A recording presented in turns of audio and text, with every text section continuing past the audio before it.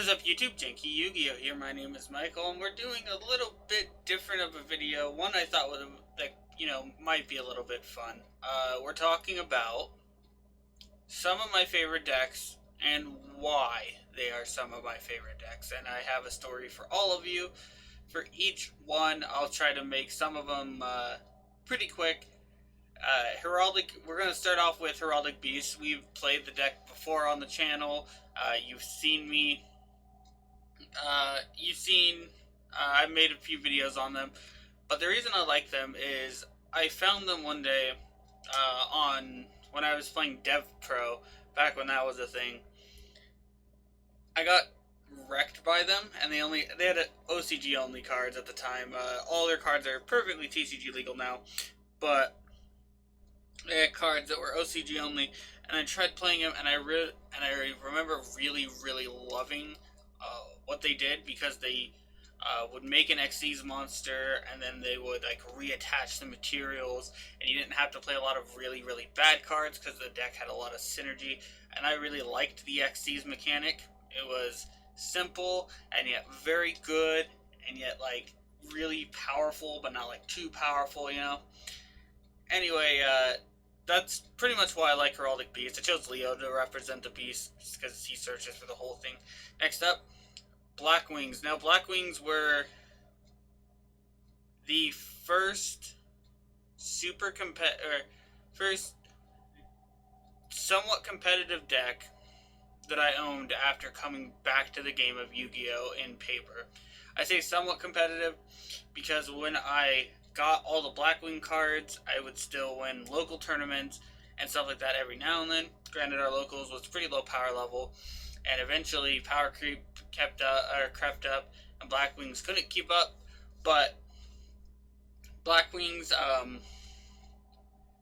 were one of my first pretty strong swarm decks that could synchro summon, and had a lot of really powerful plays that I owned in paper, and didn't try out online, because some of these I owned online later and all that. And I eventually moved away from Blackwings to fit our locals meta when our locals became more powerful, and where Blackwings couldn't necessarily keep up.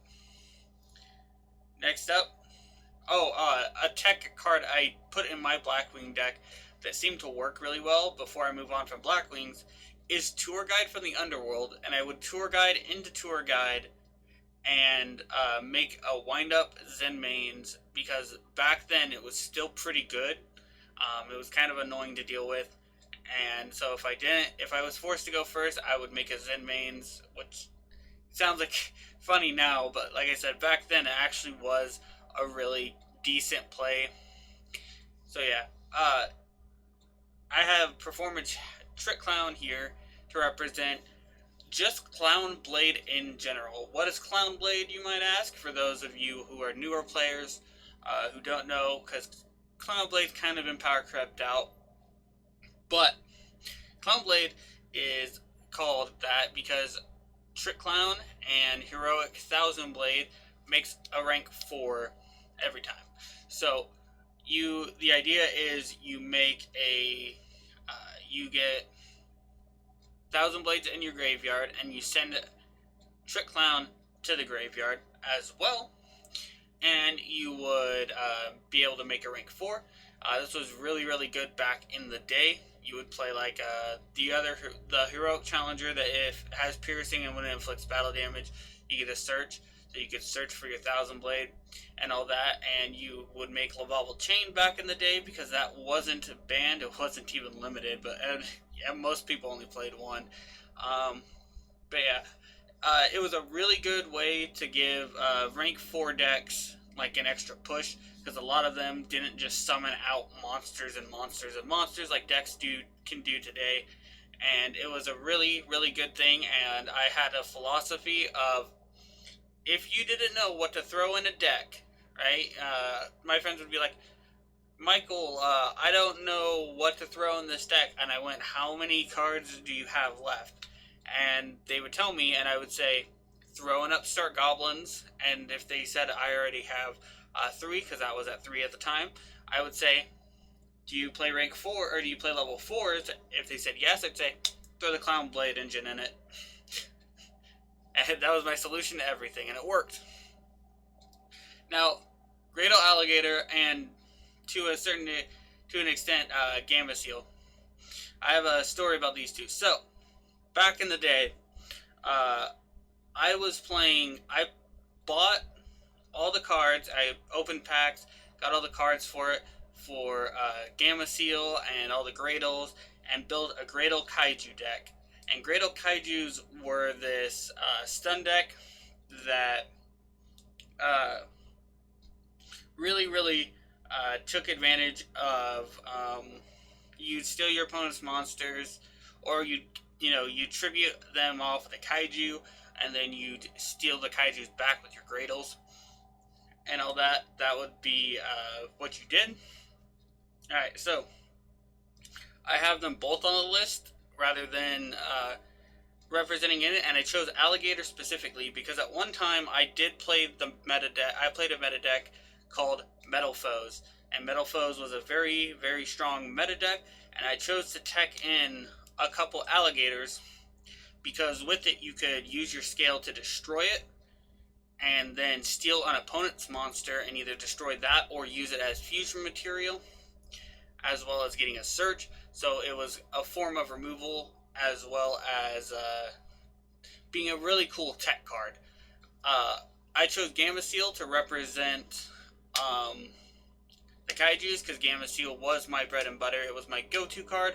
I had like 8 of these cards, and when they jumped up to 20, and I got them when they were like $1 a piece, because nobody was on Kaijus for a while, and I was really like, dude, these cards are amazing, and I got them, and then Gamma Seals went up to 20 bucks a piece, and I traded them off here and there. They were basically like trading a $20 bill.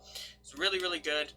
I think I have a few of my Gamma Seals left, and only a few, but I wanted to also talk about Kaiju Capture Mission, because my very first regionals that I ever went to, I actually took Gradle Kaijus to the regionals, and I ended up getting, I believe, second place with the Gradle Kaiju list.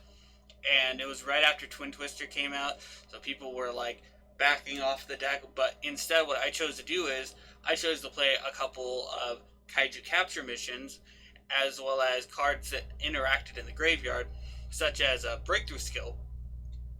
So what I would do is I would Kaiju my opponent's monsters. I'd just stick to the game plan. There's also Skill Drain in the deck. I'd stick to the game plan, and then eventually I would summon Dogoran, which is 3,000 attack, 1,200 defense. I'd summon Gamma Seal to my side of the field, and I'd flip up Capture Mission, and I'd Book a Moon their the Dogoran I gave them, attack over it, and Gamma Seal has this negate effect that is really, really powerful because it's not even a once per chain. You can just keep negating stuff and then the card gets banished. It doesn't even get destroyed.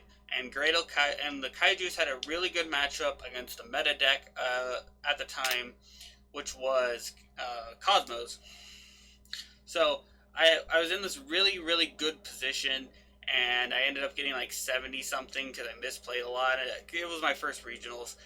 So yeah, it was really cool deck, and I loved Capture Mission because a lot of people would Twin Twisters and they blind hit one of my things and try to hit my field. Someone tried to hit my field spell. Sometimes they just hit my blind capture, and they hit this card every single game. Once a match, I would get someone with Capture Mission and get the draw 2 effect.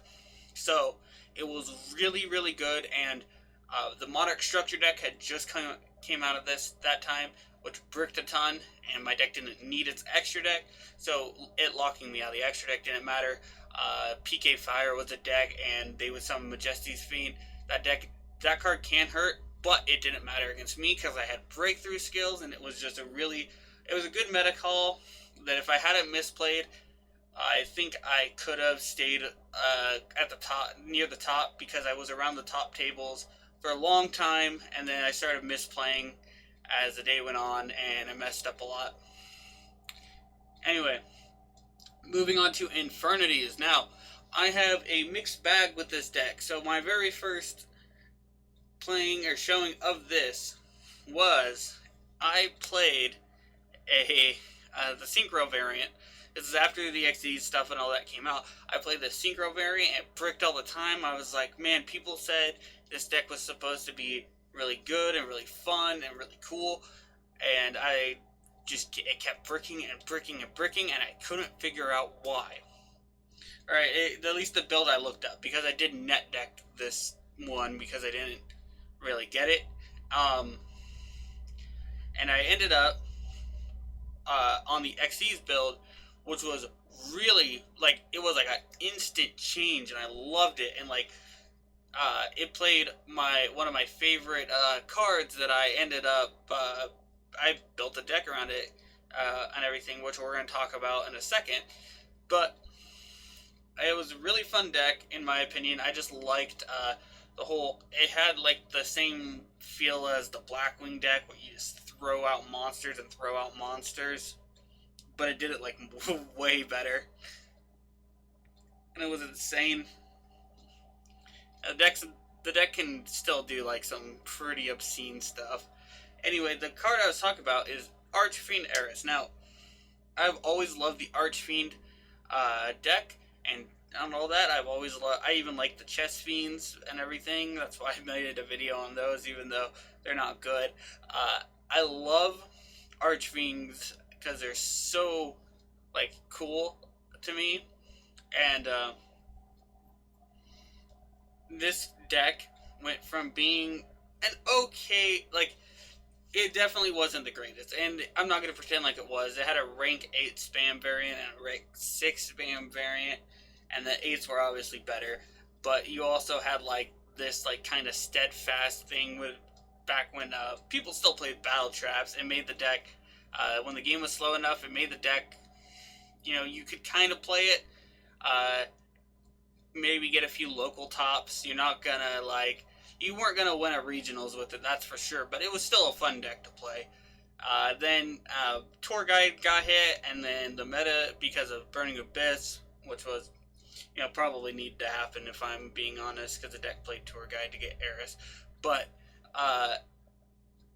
then, Power Creep just crept out the deck even further, because the deck also wasn't very good in the first place. And yeah, next up, we're talking about spirits. And so I played back in like early Yu-Gi-Oh. We're talking like 2002 to 2000, like I think 4-ish is when no, it wasn't 4. I quit when I was like on my way to middle school, or close to middle school, which was like 2010. But I only played with my old cards, and we were really bad and everything. I played with my friends and all that, and we never been to a tournament at that point. We were little kids, obviously, and spirits were one of my favorite decks. And then I made a return to the game back near Dragon Ruler Spellbook format, which we'll talk about in a second.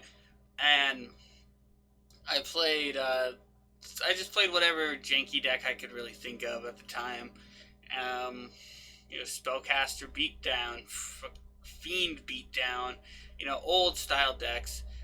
Would play in a traditional thing with and all that.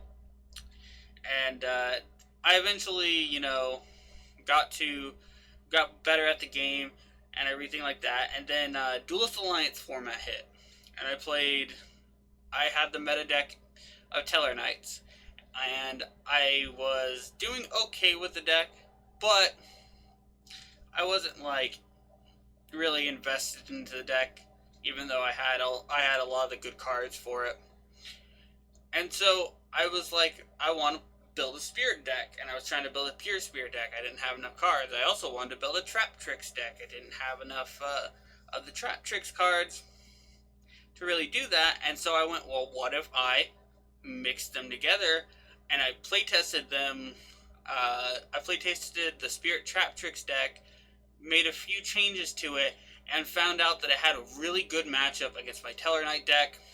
It had a really good matchup against my Archfiends. It had a really good matchup against like a lot of the decks I had, and I went for like, because of the card choices that I made, right? So I went, that's strange. I didn't expect that. So I took it to my locals, alright, because I let my cousin borrow the Teller Knight deck because it was part his. We went in halves on it. We were both really broke at the time, but went on halves on it. Let him use it because I wanted to use the Spirit Trap Tricks deck, and I ended up getting first. I either got first or second, because it turned out that my deck had a really good matchup against the meta. It was a really good meta call, and all it was a +1 deck with Nikitama, Aratama, which are the searchers and the double summon and everything like that. It played Creature Swap, it played Legacy Yatagarasu for its draw power, as well as Pot of Duality, because I didn't really special summon a lot. I had a rank 4 engine and 1 copy of Azure Priest because it was one of the better ones. That's why the Trap Tricks is down here, to kind of say, like, yeah, I played that. I also played Hat format. I used Hat on, I net decked Hat, where I played it online. I didn't buy all the cards for it because it was too expensive, but it was really, really like fun, and I really liked it. But I really enjoyed the Spirit Trap Tricks deck, and I really wish I could have taken it to regionals, because I don't know how well I would have done, but I feel like I would have done pretty decent. I'm not saying I would have topped. I think I'm top 50 maybe at most, probably, is where I'd say that I probably would have fell with the deck. It might have been worse, but the deck did have like really good matchups and all that, which is really funny. And at the end of the day, it was just a search 1 card, get some back row and all of that. And it was a very slow format with 3 Vanities, and the deck played around 3 Vanities pretty well, especially with 3 MSTs in the main deck. Alright, next up, you guys have seen me play this deck a million times. I made a bunch of different deck profiles on it. I've taken it to a regionals. I've gotten top 40, like, 2 with it. I've gotten the top 40s with this deck. It's Cart Trooper. It's the Troop Dupe Scoop. It's probably one of my proudest moments, because Stefan, who started this channel with me before they decided to, they had more, they got a job and life caught up with them and all that, but they got me to start this channel, and we were playing, and they made the joke of Card Trooper coming back to 3 because it was at 2, and saying Troop Dupe Scoop and all that, and I spent like, I think 1,000 games, if not more, just trying to get this deck to work and trying to get it like new, rather than the whole the old strategy of Card Trooper, Machine Dupe, mill, limiter removal and everything, especially because limiter removal is still at 1. So I was like, I think it's still at 1. Hold on, I'll look it up. Oh, it's at 3. Okay. Well, at the time, still, I don't think it is winning any awards. Anyway, but yeah, I was like, no, I don't. I was like, no, there has to be more. And so I settled on this really broken deck list that could extra link if it wanted it to, and all that. So yeah, Troop Dupe Scoop is my baby. It's a deck I spent the most time on trying to get to work, and I'm happy that out of regionals I got at least the top 40s. And then on top of that, every time I'd resolve Card Trooper and Machine Dupe, especially when I was at the top tables, because I was at the top tables for like the first 4 rounds. I was in the top like 10 or top 20 players, and I would freak you. Every time I resolved that, everybody would stop and look and go, what? And everything, and I would just go off, and I got lots of compliments on the deck, especially when I faced Lightsworn players, because it was like the Lightsworn deck, but it was much more consistent, is what they even told me. They looked way more consistent, way more fun. And yeah, that's it. That's all I want to talk about this. Next up, my favorite deck of all time, Spellbooks. Why is this deck my favorite? Well, as I said before, I came back during Spellbook and Dragon Ruler format. This deck was the deck that taught me how to become a way better deck builder, and this is the deck that taught me how to be much better at the game in general. So I never was able to buy all the cards for it until later on, where my friends, one of my birthdays, bought me all the cards for it, and I love this deck like so much. So Judgment is the card I chose to represent because Judgment was the first time I ever looked at a card. Well, not the first time, second time I should say, because Chaos Emperor Dragon. Pre-errata, that card was, oh boy. Anyway, Judgment was the first time I looked at a card and went, what? And I was playing this really janky deck, and like straight out of like 2004 style, 2000 probably like 20 or 2006 style. Big beat sticks that like have these effects that make them strong enough to attack over your opponent's monsters, play battle traps, all that stuff. But I got absolutely destroyed, like not even close, by a spellbook deck who didn't have a single banned card because Judgment was at 3 and completely mopped the floor with me. And so I went, whoa. So I built the deck. I didn't look up a deck list. I had a 60 card spellbook deck, which is as bad as it sounds. So, and I slowly cut cards, and everything, and I eventually got it down to 40 cards. Because I went, this deck can deck thin all at once and all that anyway, but it would be better if I drew my card. I want to draw the cards I need the most. And I realized that while playing Spellbooks was a great learner. I got absolutely destroyed by this deck. I played this deck and I played it a ton, and I just completely destroyed my friends with it on Dueling Network, because that was the thing at the time. It was Dueling Network. And we were like, whoa. And then Judgment got hit, and I got banned, and I kind of dropped the deck and went to Ice. Funny enough, I went to Ice Barriers and had like a rank 7 variant with like 3 titles and stuff like that, and then I also played Harpies later, which was funny too. But anyway, I've rambled on long enough. So, tell me, what were some of your favorite decks that you've ever played? Do you have any nostalgic decks and everything like that? Maybe some of your favorite cards, you can tell me down in the comment section below. If it is your birthday today, happy birthday. If you want to send me any cool deck profiles, maybe of your favorite decks going off, or any of that stuff, I have an email for you to send it to. It's in the description. And of course, and as always, have a wonderful day.